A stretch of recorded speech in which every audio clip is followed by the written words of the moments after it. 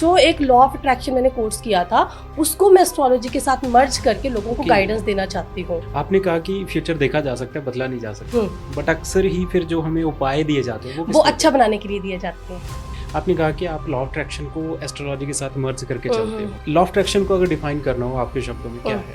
दो चीज़ें बहुत इंपॉर्टेंट है इस चीज़ के लिए। एक तो आप ग्रैटिट्यूड, हाँ, सेकंड इज फॉरगिवनेस। हम क्या करते हैं ना, हम माफ़ नहीं करते। हम अपनी ही पास्ट की गलतियों को याद कर करके ना गिल्ट में जाते हैं। फिर हमारी गिल्ट की फ्रिक्वेंसी क्या होती है, 0 से 50 की फ्रिक्वेंसी होगी। आपकी मैनिफेस्टेशन की फ्रिक्वेंसी क्या है, 400 से ऊपर फ्रिक्वेंसी चलती है। वो आपकी कोई विश कब पूरी होती है, जब आप हाई फ्रिक्वेंसी में होते हो, 400 से ऊपर। तो वो गिल्ट की जब फ्रिक्वेंसी में आप रहोगे तो आप 400 की फ्रिक्वेंसी की विश कैसे पूरी कर सकते हो? आपने बताया कि आपकी फील्ड है टैरोट रीडिंग बोलते हैं उसे। हाँ, टैरो रीडिंग। ओके, तो ये एस्ट्रोलॉजी से किस तरीके से मतलब डिफरेंट कैसे है? एस्ट्रोलॉजी और टैरोट को आपस में जोड़ा नहीं जा सकता।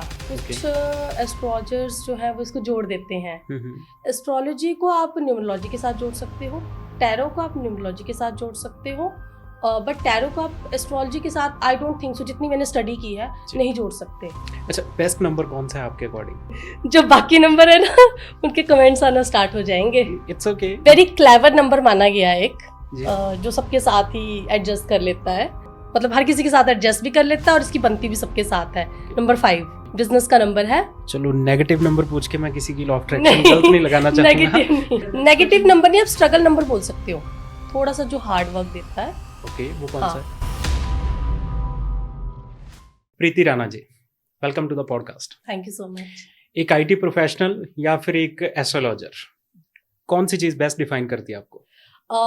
आईटी प्रोफेशनल तो मैं अभी भी हूँ। Okay. लास्ट 15 ईयर्स से मैं आईटी में हूँ एंड 2019 में मैंने अपनी कंपनी ओपन की थी और एस्ट्रोलॉजी भी जो है वो 7-8 साल से कर रही हूँ। ओके। सो मैंने जो अभी यूएस की कंपनी है उसके साथ कोलैब किया है, जो मेरी अपनी पर्सनल कंपनी थी उसके साथ कोलैब करके अब वो साइड बाय साइड चल रही है। ठीक है। लेकिन ऑनलाइन मैं एस्ट्रोलॉजी में इसलिए आना चाहती हूँ बिकॉज आई थिंक कि अब लोगों को ज़रूरत है गाइडेंस की, क्योंकि बहुत से यूट्यूबर्स आते हैं, कोई मतलब जो लोग होते हैं एस्ट्रोलॉजर होते हैं जिनको थोड़ा सा भी नॉलेज होता है, वो कुछ भी बोल रहे होते हैं, कुछ भी रेमेडीज दे रहे होते हैं। सो आई जस्ट वांट कि I can give best remedies and best guidance to all the people जो भी ऑनलाइन देख रहा है। तो पहले मैं ऑफलाइन करती थी, ऑफलाइन मैंने सारा सीखा है एंड अब मैं चाहती हूँ कि मैं अपने स्किल्स को और ज़्यादा इम्प्रूव करूँ और इसको ऑनलाइन तक लेकर जाऊँ। ठीक है। तो मैंने कुछ एक कोर्सेज भी किए हैं एंड नेचुरली भी एस्ट्रोलॉजी आती है। Okay. जब आप पैदा होते हो ना,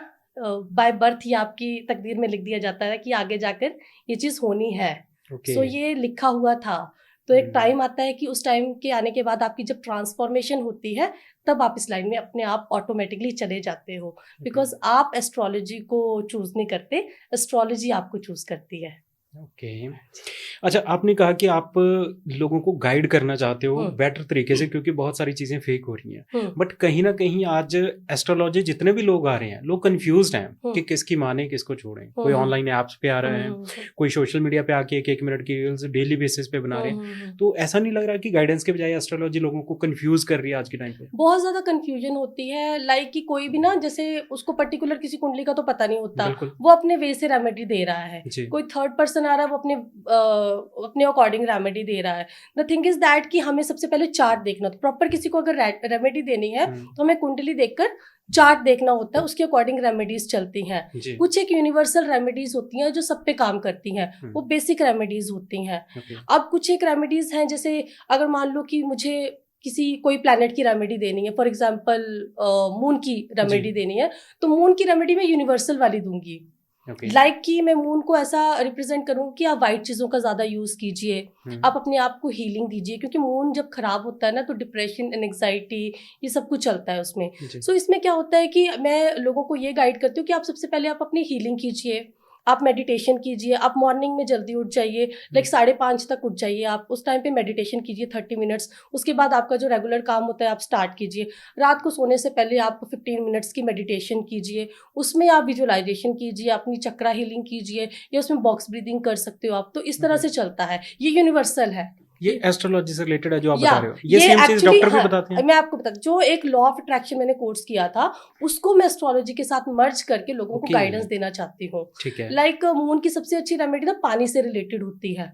अब पानी को अपने साथ रखो जी, पानी के सामने आप अच्छी अच्छी चीजें बोलो।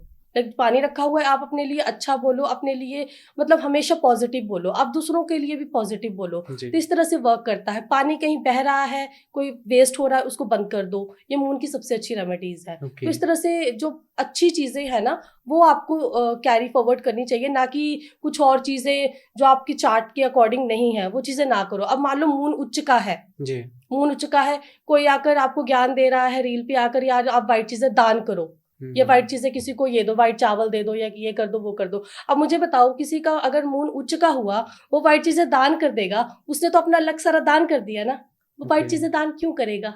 बताओ मुझे। अगर तो नीच का फिर तो दान दो। व्हाट इज उच्च एंड नीच? उच्च का और नीच का मतलब होता है कि जब एक प्लैनेट पर्टिकुलर प्लैनेट्स को ना पर्टिकुलर राशियां दी गई हैं जहाँ पे वो बहुत अच्छे फल देता है, ठीक है, और कुछ एक राशियां दी हैं जहाँ पे वो बड़े खराब फल देता है, मतलब अच्छा नहीं माना जाता वो उस राशि पर्टिकुलर राशि में अच्छा नहीं माना जाता। तो टॉरस में जो होता है मून वो अच्छा माना जाता है। जैसे मान लो कि आपको कौन सा रिश्तेदार पसंद है, आपके मामा जी पसंद होंगे आपको, बेसिकली आप मामा जी के घर जाओगे, आपको बड़ा अच्छा लगेगा, आप कुछ भी कर सकते हो वहां अपनी मर्जी का, आप वहां पे अच्छे से खेल सकते हो, सबके साथ बात कर सकते हो, आप जो मर्जी कर सकते हो, आपका जो मन करेगा। क्यों? क्योंकि आपका वो फेवरेट प्लेस है, ठीक है। अब आपको आपकी मम्मी किसी और जगह ले जाए जहाँ वो उनका जरूर वो फेवरेट प्लेस होगा, लेकिन आपका फेवरेट प्लेस नहीं, अब वहाँ कुछ नहीं कर रहे, ना कोई हेल्प कर रहे हो किसी की, आप चुपचाप बैठे हुए कुछ कर ही नहीं पा रहे। क्यों? क्योंकि वहां पे आपको कोई चीज पसंद नहीं है। तो इसलिए मून को टॉरस पसंद है, एंड स्कॉर्पियो में आकर वो नीच हो जाते हैं। तो वो अपना मंगल की राशि है स्कॉर्पियो, तो मंगल के साथ उनकी वैसे भी नहीं बनती है, तो वहां जाकर वो नीच हो जाते हैं, वहां जाकर भी वो अपना फल उतना नहीं दे पाते जितना देना चाहिए। स्कॉर्पियो में देखा गया है कि जिनकी स्कॉर्पियो राशि में होते हैं तो वहां पे जाकर ना ये थोड़ा सोशल बिहेवियर भी इनका ज्यादा ठीक नहीं होता, प्लस इनको थोड़ा सा ना डिप्रेशन रहता ही है, हल्का फुल्का डिप्रेशन रहता ही है। अगर साथ में केतु आ गया, राहु आ गया, फिर तो और ही ज्यादा खराब हो जाता है। तो इस तरह से प्लैनेट्स चलते हैं, सारे प्लैनेट्स को एक एक राशि मिली हुई है। आपने मून की रेमेडी दी, हाँ जी, बट मुझे कैसे पता चलेगा कि मुझे पर्टिकुलरली वही मून वाली प्रॉब्लम है? कोई तरीका है इसका? हाँ, ये जो मून वाली जो मैंने रेमेडी दी है ना आपको, ये यूनिवर्सल है। आपका मून अच्छा होगा तो और अच्छा हो जाएगा, खराब होगा तो वो अच्छे फल देना स्टार्ट कर देगा। प्लस आपके चार्ट देखना पड़ेगा, आपके चार्ट से पता चलेगा आपका फर्स्ट फिफ्थ नाइन्थ हाउस सबसे पहले तो मैं फर्स्ट फिफ्थ नाइन्थ हाउस देखती हूँ, देन मैं देखती हूँ कि उसका चंद्रमा कहाँ प्लेस है, शनि कहाँ प्लेस है, उस तरह से फिर मैं उसकी दशा देखती हूँ, महादशा देखती हूँ, अंतरदशा देखती हूँ। बहुत ही अच्छा एस्ट्रोलॉजर होगा, जैसे वो आपकी प्रत्यंतर दशा भी देखेगा, सूक्ष्म दशा भी देखेगा, अति सूक्ष्म दशा भी देखेगा। जैसे बोलते हैं ना कि कल क्या होगा पंडित जी बताओ, तो जो बहुत डीप एनालिसिस वाला पंडित होगा ना, जो बहुत अच्छा एस्ट्रोलॉजर होगा, जिसको डीप नॉलेज होगा ना, वो बता देगा कि कल क्या होने वाला है जी। फ्यूचर देखा जा सकता है? हाँ, फ्यूचर देखा जा सकता है। अगर आप बोलो फ्यूचर बदला जा सकता है, वो नहीं बदला जा सकता। वो ये आप ना प्रारब्ध लेकर आते हो अपने पिछले जन्म से। कुछ एक कर्मास होते हैं जो आपको इस जन्म में भोगने ही पड़ते हैं, इसको प्रारब्ध बोलते हैं, ये आपको करने ही पड़ेंगे, ठीक है। बात आती है क्रियामन की। क्रियामन आप चेंज कर सकते हो, प्रारब्ध आप चेंज नहीं कर सकते। क्रियामन जो है वो हमारे प्रेजेंट कर्मा है। जैसे आज मैंने कुछ अच्छा किया तो वो आगे जाकर मुझे अच्छा फल देगा, इसी जन्म में दे देगा, अगले जन्म में दे देगा, वो अलग बात है। लेकिन क्रियामन में क्या होता है कि आप अच्छे जन्म जो आपके अच्छे कर्म है वो करते जाओ, एंड प्रारब्ध जो है वो अपने वो कर ही रहा है, वो पिछले जन्म से आप लेकर ही आए हो, वो आपको भोगने ही पड़ेंगे। वो आपके 5th हाउस से और 6th हाउस से पता चलता है। आपने कहा कि फ्यूचर देखा जा सकता है, बदला नहीं जा सकता, बट अक्सर ही फिर जो हमें उपाय दिए जाते हैं वो अच्छा बनाने के लिए दिए जाते हैं। उसको अच्छा बनाया जा सकता है, बेहतर बनाया जा सकता है। अब मैं बताती हूँ, जैसे आजकल मंगल केतु की युति चली है, बड़े लोगों को एक्सीडेंटल की दिक्कत होती है कि हाँ एक्सीडेंट ना हो जाए, यहाँ जाऊंगा तो ये प्रॉब्लम ना हो जाए, क्योंकि मंगल केतु का कॉम्बिनेशन है थोड़ा सा डेडली कॉम्बिनेशन माना जाता है, बल्क में लोगों का मरना। और मंगल जब फायर साइन में आ जाते हैं ना, फिर तो और गदर मचाते हैं, क्योंकि फायर साइन में वो खुद भी फायर के हैं। तो सिंह राशि में आगे केतु देव जी वहां पे ऑलरेडी विराजमान है, अभी तो फिर भी डिग्री दूर है जी। जैसे जैसे 15 के बाद डिग्री जाएगी पास, क्योंकि केतु देव अभी एंटर किए हैं एक 1.5 महीना पहले। तो जैसे जैसे वो पास जाएंगे ना, तो फिर वो और ज्यादा कॉम्बिनेशन खराब हो जाएगा। मतलब जो अभी तक हम हालात देख चुके हैं इससे और उससे खराब हाँ, इससे हो सकते हैं ज्यादा, बिकॉज क्योंकि जब सन ट्रांजिट होंगे कैंसर में, तो कैंसर में वाटर साइन में चले गए तो फ्लड आने की चांसेस हो सकते हैं। आप देखोगे हर साल इसी टाइम पे फ्लड्स आती हैं, बड़ा कुछ होता है पानी से रिलेटेड। क्यों? क्योंकि सन जो है वो वाटर साइन में चले गए। अब कोई फायर वाला वाटर साइन में चला जाएगा तो क्या करेगा? खराब ही करेगा ना उसको, अच्छा तो करेगा नहीं। तो वो वहां जब कैंसर में वो थोड़ा सा अनकंफर्टेबल फील करते हैं। हाँ, कैंसर में हल्का सा कंफर्टेबल फील करते हैं। उससे क्या होगा? मंगल केतु का ऑलरेडी योग बना हुआ है। सूर्य देव जी चले गए कर्क राशि में, चंद्रमा की राशि में चले गए, वो एक कॉम्बिनेशन बन गया। ये दोनों चीजें इकट्ठी होगी। अब क्या हो रहा है? 13 तारीख को शनि क्या हो जाएंगे? वक्री हो जाएंगे, रेट्रोग्रेड हो जाएंगे, उल्टी चाल चलना। प्लैनेट उल्टी चाल चलना स्टार्ट कर देता है। और शनि जब भी उल्टी चाल चलता है वो कभी भी अच्छे फल नहीं देता। बहुत ही रेयर चांसेस होते हैं किसी की कुंडली में कि वो अच्छे फल दें। हाँ, मैक्सिमम एस्ट्रोलॉजर से आप बात करोगे तो वो यही बोलेंगे। शनि एक ऐसा प्लैनेट है, एक तो वो ऑलरेडी आपको कर्मा को यहाँ पे डिफाइन करने आए हैं शनिदेव, तो ऑलरेडी आपके कर्मा तो आप भोग ही रहे हो, ऊपर से रेट्रोग्रेड हो गए, है ना। उसके बाद हमारा 18 तारीख को क्या होगा? मर्क्यूरी रेट्रोग्रेड हो जाएगा। अब मर्क्यूरी रेट्रोग्रेड हो गया तो मर्क्यूरी से क्या हो जाएगा कि जो हमारी मिसकम्युनिकेशन है, मिसअंडरस्टैंडिंग्स है, लड़ाई झगड़े, जो बुध है वो बहन का कारक, भाभी का कारक माना गया है, आपस में लड़ाइयाँ झगड़े, शेयर मार्केट का कारक माना जाता है। अभी देखना शेयर मार्केट में ऊपर नीचे चढ़ाव होगा फिर से। कोई गुड न्यूज है? मतलब अभी 18 से पहले तो जिसने इन्वेस्टमेंट करनी है वो कर सकता है, but after 18 July mercury retrograde हो जाएंगे। आई थिंक ये अगस्त तक रहेंगे। हाँ, तो ये फिर उस वजह से आप शेयर मार्केट में पैसे ना ही लगाओ, क्योंकि मैं रेकमेंड नहीं करती, खुद भी नहीं लगाती, किसी को अगर बोलती हूँ तो भी आप मत लगाओ। मर्करी जब भी रेट्रोग्रेड हो आप प्लीज शेयर मार्केट में पैसे ना लगाओ, क्योंकि उथल पुथल चलती रहती है। आपकी शुरुआत कैसे हुई एस्ट्रोलॉजी के साथ? डेफिनेटली आपने कहा कि लिखा होता है तकदीर में, हाँ, वो चीज होनी है, ट्रांसफॉर्मेशन लेकर आती है, बट किसी ना किसी से तो इन्फ्लुएंस हुए होंगे। हाँ, मैं बताती हूँ। आज से 8 साल पहले क्या हुआ था, 8-9 साल, 2017-18 की बात है। I was having 2 babies, job भी नहीं थी हाथ में। मुझे लग रहा है मैं किराया ना कर जाऊँ इस टाइम पे। तो जॉब भी नहीं थी हाथ में, एंड फैमिली की कंडीशंस भी इतनी ज़्यादा अच्छी नहीं थी। एंड उस टाइम पे एक भैया हैं देवेंद्र पाल जी, जलंधर से हैं। तो वहाँ पे उन्होंने मेरी कुंडली देखी, तो उन्होंने बोला कि ये पर्टिकुलर सिचुएशन चली हुई है, बहुत ही भयानक युति होती है, उसको बोलते हैं सूर्य शनि। सूर्य शनि की जब दशा आती है ना तो it is a very painful दशा। इसमें हालांकि शनि की साढ़ेसती थी, 2 बेटे देकर गए, बट साढ़ेसती कुछ ना कुछ पेनफुल लेकर आती है आपके लिए, अगर चंद्रमा ग्रसित हो कुंडली चार्ट में। तो मेरा चंद्रमा तो ऑलरेडी पीड़ित था शनि से कुंडली में। तो इस तरह से हुआ था कि उन्होंने गाइड किया कि ऐसे ऐसे करो, ये जो स्टोन्स हैं ये पहन लो, ये रेमेडीज करो। तो मैंने 2-3 महीने बाद ना वो चेंजेस देखे। मैंने कहा यार, मतलब एकदम से जो 3 साल से मेरी लाइफ ऐसे चली हुई थी वो ठीक होना स्टार्ट होगी। तो यार मतलब ठीक है, हम बदल नहीं सकते फ्यूचर, पर हम अच्छा तो कर ही सकते, बेहतर तो बना ही सकते हैं। सो मैंने ना पढ़ना स्टार्ट किया उस टाइम पे। तो आई एम IT प्रोफेशनल, तो मुझे पता है कि .pdf करके आप कोई भी फाइन बुक डाउनलोड कर सकते हैं। तो मैंने डाउनलोड्स की, तो बुक्स पढ़ना स्टार्ट किया, तो मज़ा नहीं आया। तो मुझे ना वीडियोस ऐसे उस टाइम पे इतना 2018-19 में इतना ना एक्सपोजर नहीं था यूट्यूब का, था पर इतना ज़्यादा नहीं था रिलेटेड टू एस्ट्रोलॉजी।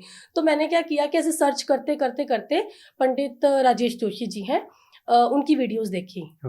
सो उन्होंने हर एक ग्रह, हर एक लगन, हर एक जो घर है, प्लैनेट, सारा कुछ, हर एक चैप्टर में उन्होंने इलेबोरेट करके 500-600 वीडियोस उन्होंने अपलोड की हैं।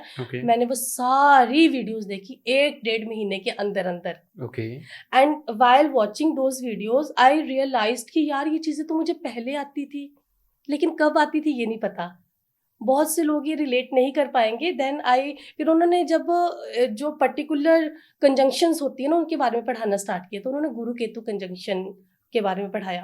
तो गुरु केतु कंजंक्शन एक ऐसी कंजंक्शन है, स्पेशली गुरु 12th में हो, केतु 12th में हो, शनि केतु 7 में हो, शनि का प्रभाव केतु के ऊपर ज़्यादा हो, गुरु का प्रभाव केतु के ऊपर ज़्यादा हो, तो इस तरह के जो कॉम्बिनेशंस हैं, तो ये आपको ऑटोमेटिकली एस्ट्रोलॉजर बनाता है, क्योंकि ये आप पिछले जन्म से सीख के आए हो, इसलिए मुझे जल्दी जल्दी वो सारा कुछ आ गया तो 500-600 वीडियोस थी ना, वो इसलिए मैंने देख ली, इसलिए मेरी समझ में जल्दी आ गई।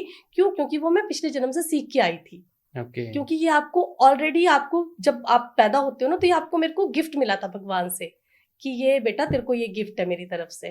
सो ये गिफ्ट सबको मिलता है, कुछ ना कुछ स्पेशलिटी ना सबके अंदर होती है, ये हमें पता नहीं होता, ये हमें वक्त के साथ साथ पता चलता है। तो मुझे ये गिफ्ट मिला था भगवान से।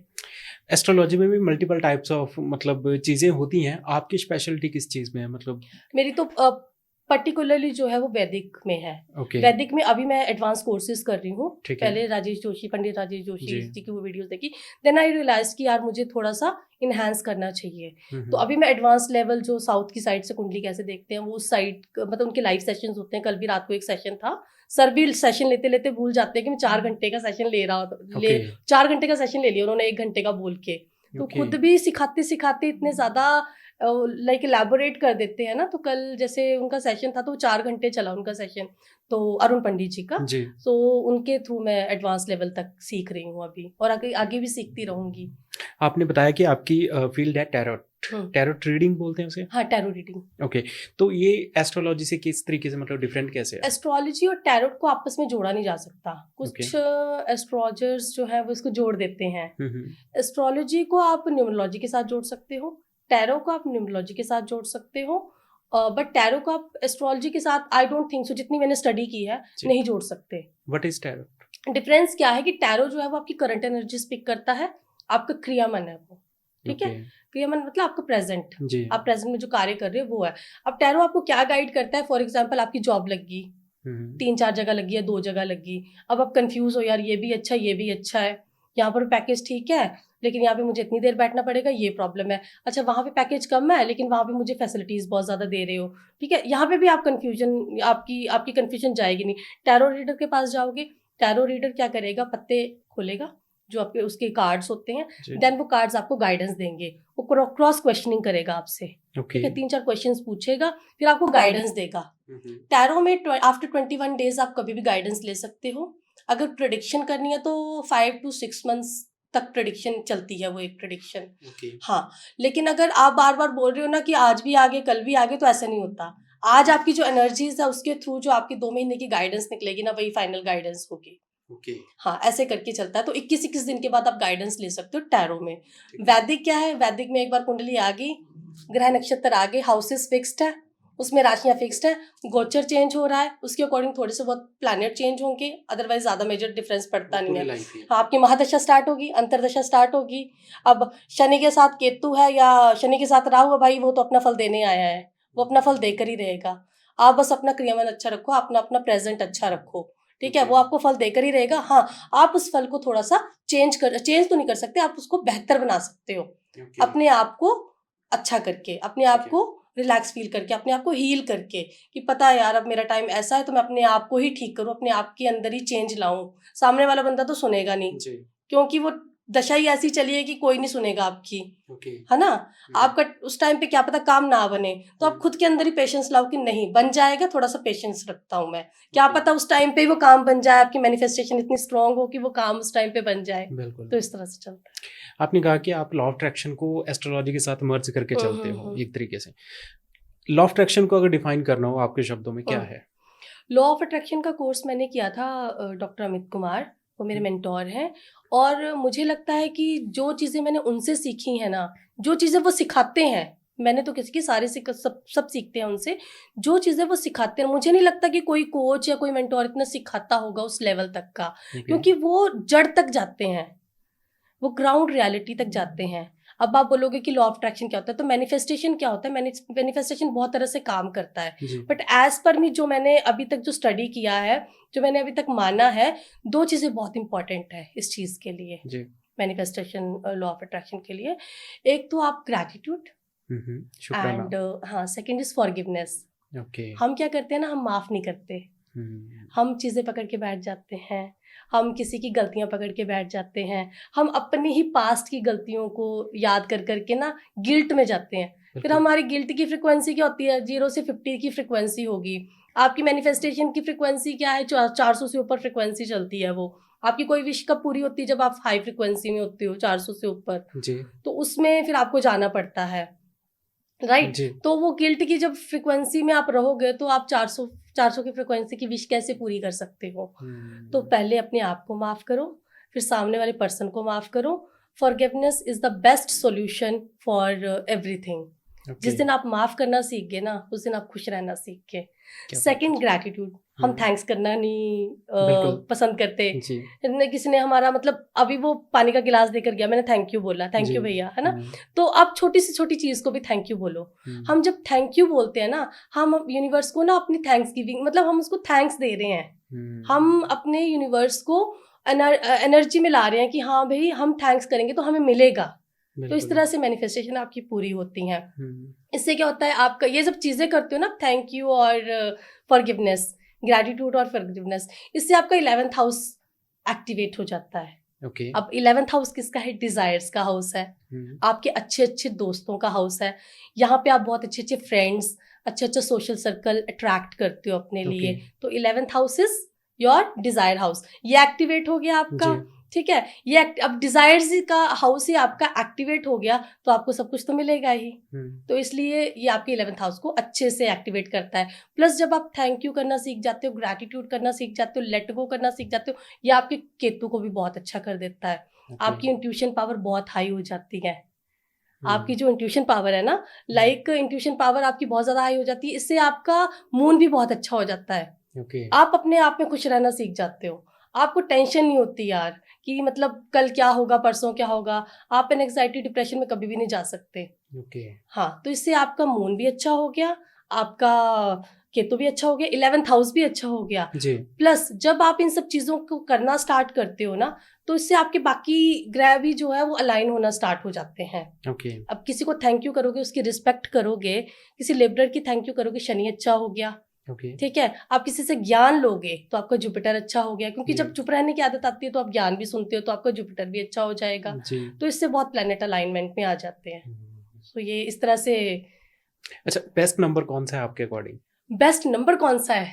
Very difficult question. बाकी वाले जो बाकी नंबर है ना, उनके कमेंट्स आना स्टार्ट हो जाएंगे। It's okay. मे बी वो अपना कुछ ना कुछ चेंज करके उस नंबर तक आना चाहिए। वेरी क्लेवर नंबर माना गया है एक, जो सबके साथ ही एडजस्ट कर लेता है। एंड मतलब हर किसी के साथ एडजस्ट भी कर लेता है और इसकी बनती भी सबके साथ है। नंबर 5 बिजनेस का नंबर है। 5 सेंटर में आता है। जब भी हम न्यूमरोलॉजी करेंगे 5 सेंटर में आता है। तो एक तो ये आपके सारे प्लेन ऑटोमेटिकली जब आएगा ना, तो प्लेन एक आधा वो कंप्लीट कर ही देगा, जो 4 राजयोग माने गए न्यूमरोलॉजी में। अभी मैं स्टडी कर रही हूँ श्री अरुण पंडित जी से, तो मैं अभी देख रही हूँ। तो अभी तो वो एक तो आपका राजयोग बना देता है। प्लस 5 नंबर एक ऐसा नंबर है ना, बुद्धि का नंबर है वो, बिजनेस का नंबर है वो। ये सबके साथ इसकी बन जाती है। इसकी 3 नंबर वाले के साथ भी बनेगी क्योंकि उसको ज्ञान लेना है। इसके 6 नंबर वाले के साथ भी बन जाएगी क्योंकि लग्जरी भी चाहिए। बिजनेस आएगा तो ऑटोमेटिकली लग्जरी आएगी। इसकी सबके साथ ही बन जाती है। ये किसी के साथ खराब नहीं करता, क्योंकि इसको प्रिंस बोलते हैं हम। प्रिंस, राजकुमार, ये किसी के साथ खराब नहीं करेगा, ये सबके साथ बना के रखेगा। चलो, नेगेटिव नंबर पूछ के मैं किसी की लॉ ऑफ अट्रैक्शन गलत नहीं लगाना चाहूंगा। ओके, सो मेरा नेक्स्ट क्वेश्चन। नेगेटिव नंबर नहीं, आप स्ट्रगल नंबर बोल सकते हो, थोड़ा सा जो हार्ड वर्क देता है। ओके, वो कौन सा है? वो 8 नंबर है।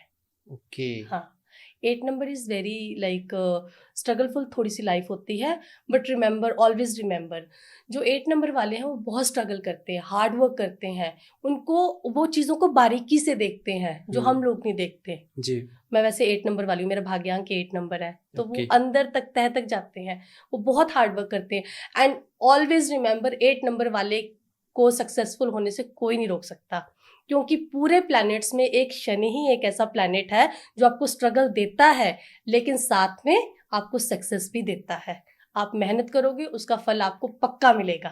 तो सारे प्लैनेट्स क्या होगा, कोई अच्छा होगा तो फल देगा, नीच का होगा कहाँ से फल देगा, है ना। ऐसे चलता है। मतलब स्ट्रगल तो कर रहे होंगे वो, बट उनके लिए क्या है कि कब तक करेंगे, कोई टाइम लिमिट है। वो सक्सेस देंगे नहीं देंगे ये उनके ऊपर डिपेंड करता है। लेकिन शनि एक ऐसा प्लैनेट है ना, नीच का भी बैठ गया, आप स्ट्रगल कर रहे हो, बहुत हाथ पैर मारे हो, कुछ ना कुछ वो आपको सक्सेस देगा ही देगा। तो शनि को बहुत खराब माना गया है, लेकिन शनि मेरे पॉइंट ऑफ व्यू से अच्छे प्लैनेट है, ऐसा कोई खराब प्लैनेट नहीं है। हाँ, थोड़े आपके पिछले कर्मास जो आप लेकर आते हो, उन कर्मास के अकॉर्डिंग आपको फल जरूर भोगना पड़ता है। वो आप शनि को नहीं बोल सकते कुछ, वो तो आप अपने कर्म लेकर आए हो, गालियां आप शनि को दे रहे हो, क्यों दे रहे हो भाई? बिल्कुल। वो तो आप अपने कर्म लेकर आए हुए हो, जो आपने पिछले जन्म में किया होगा या इस जन्म में जब किसी टाइम पे किया होगा तो वो आपको तो मिलेगा ही। शनि को गालियां दे रहे हैं लोग। अच्छा, हाँ, इसी चीज को अगर मैं आपसे आगे पूछूं कि आजकल लोग कुछ ग्रहों के नाम, क्योंकि ऑब्वियस है कि आम लोगों को इन चीजों के बारे में इतना डीप में नहीं पता होगा, तो कुछ लोग डराते भी हैं। मेरा मतलब है कि नेगेटिवली एस्ट्रोलॉजी को यूज करते हैं, या तो अपना बिजनेस चलाने के लिए या फिर राहु केतु नाम आ गया। बिल्कुल। अच्छा, राहु केतु को ना बड़ा ही गलत माना गया एस्ट्रोलॉजी में जी। राहु केतु वैसे तो सबने कहानी सुनी होगी, स्वरभानु नाम का राक्षस था। अमृत पीना अलाउड नहीं था। अमृत उसने गलती से क्या, उसने जानबूझ के पी लिया, चोरी से पी लिया। सूर्यदेव चंद्रदेव ने देख लिया, तभी तो सूर्य ग्रहण चंद्र ग्रहण लगता है ना। तो विष्णु भगवान जी ने क्या किया, उसका गला काट दिया। तो राहु क्या है, हमारा सर, और धड़ क्या है, हमारा केतु।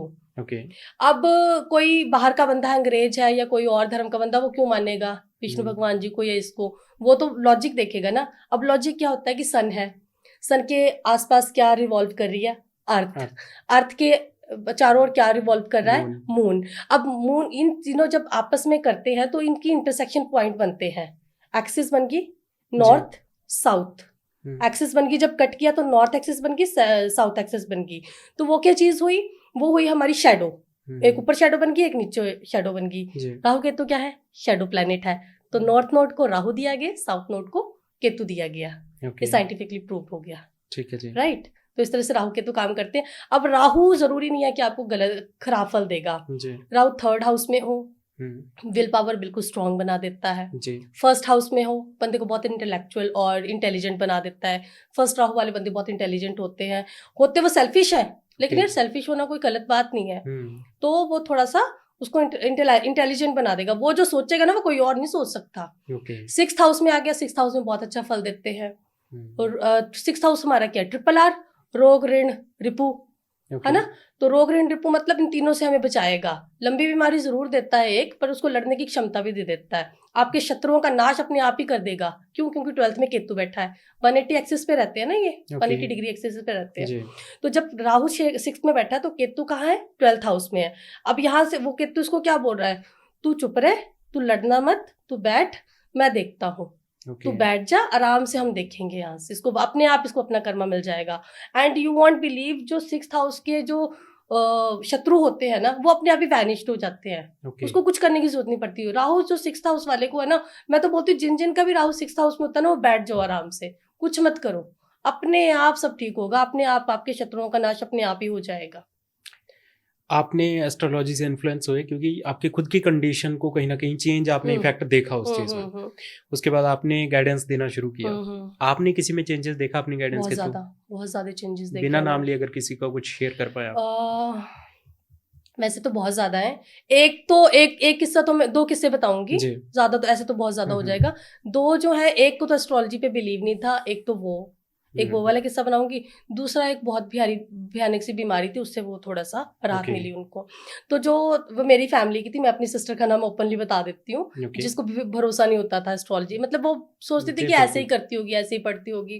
तो उसने बोला कि 2022 की बात है, उन्होंने ट्रांसफर या प्रमोशन होनी थी। He is bank manager that time in Banaras. तो वहां पे क्या था कि उनकी ट्रांसफर होनी थी। अप्रैल की बात थी, मार्च अप्रैल की बात थी। कोरोना नहीं आया था, कोरोना जा चुका था ऑलमोस्ट उस टाइम पे। तो शी सेड कि हमारे 3 साल पूरे हो गए हैं और 3 की 4 साल पूरे हो गए, अब हमारी ट्रांसफर होनी है। तो मैंने कहा यार अभी तो ऐसे सच कुंडली में कोई योग नहीं है, अक्टूबर नवंबर के बाद बनेगा योग। तो बोलते नहीं अभी तो बात चली, अभी तो आ रहे हैं रिजल्ट, मई मंथ तो को हो जाएगी ट्रांसफर। लेकिन वो मतलब उस टाइम पे वो रुक गई। क्यों? क्योंकि वो जो प्लैनेट्स चेंज हो, अंतरदशा जो आनी थी ना, वो अक्टूबर के लास्ट तक आनी थी। तो मैंने अंतरदशा के अकॉर्डिंग बोला था कि अब भी चेंजेस होने हैं, स्थानांतरण की जो अंतरदशा थी वो तब आनी थी जी। तो उस टाइम पे फिर वो एग्जैक्ट उनकी अक्टूबर नवंबर में फिर वो यहाँ पे आए चंडीगढ़ में ट्रांसफर होके। तो ये एक तो उसने मिराकल देख लिया कि ये चीजें होती हैं।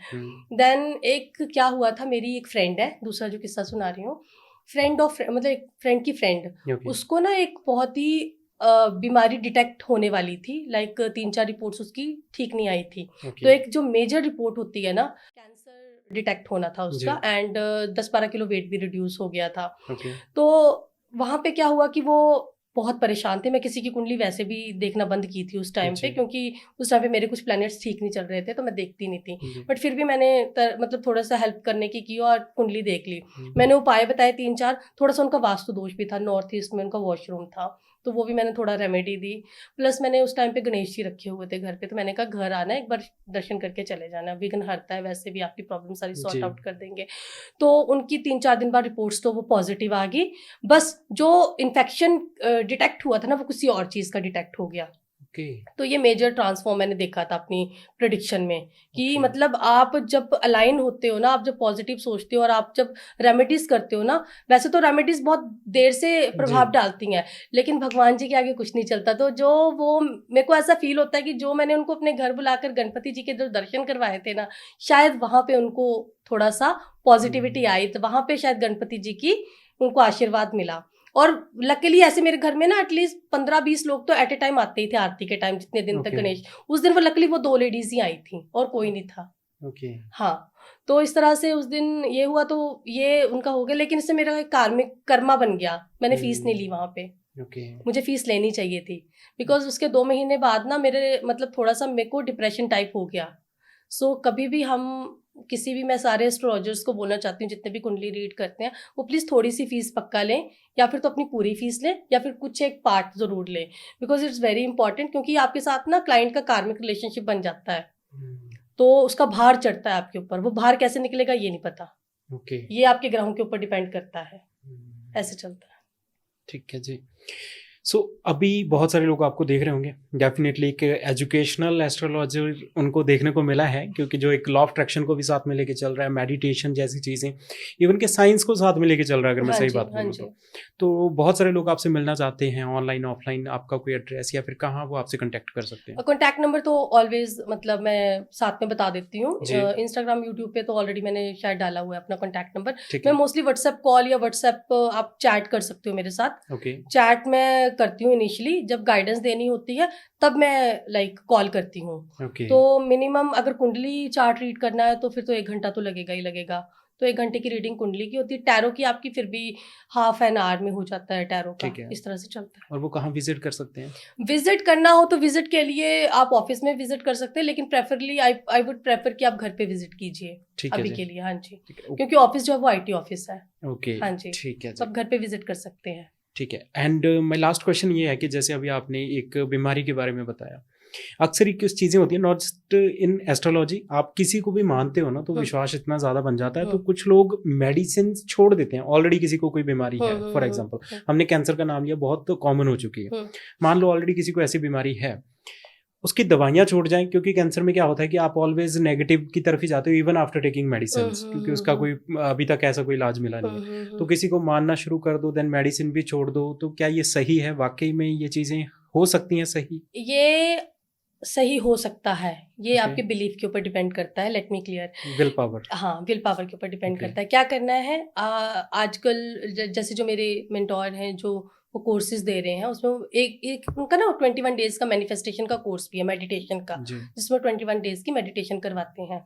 इसमें आप अपने आप को कैसे, दवाइयाँ कैसे छुड़वानी है वो भी मैं थोड़ा बता देती हूँ। लाइक कि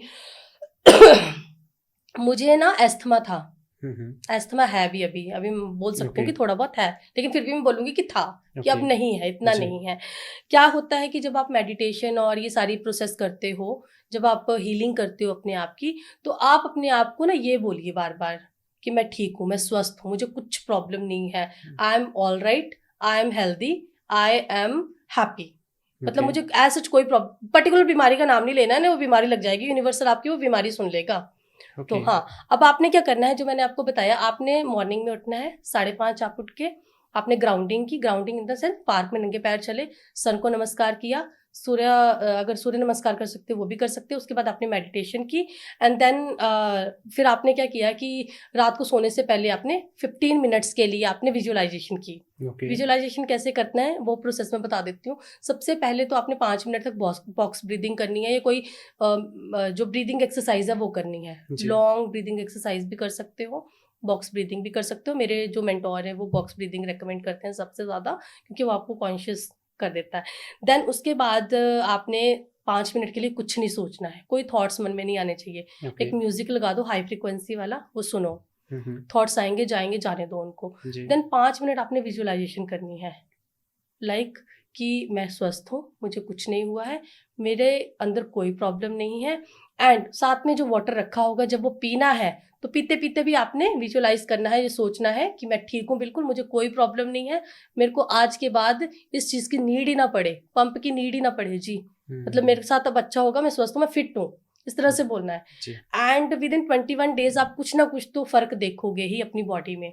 बिकॉज मैं महीने में शायद 30 डेज ही पहले जो रोटा कैप है वो लेती थी। अब मुझे ऐसा हो गया है कि लाइक बहुत ज़्यादा बुरी हालत हो, या जैसे मौसम खराब हो, एसी बहुत ज़्यादा चल रहा हो, लाइक 3 to 4 डेज हो गया पर मंथ, मैक्सिमम 5 डेज।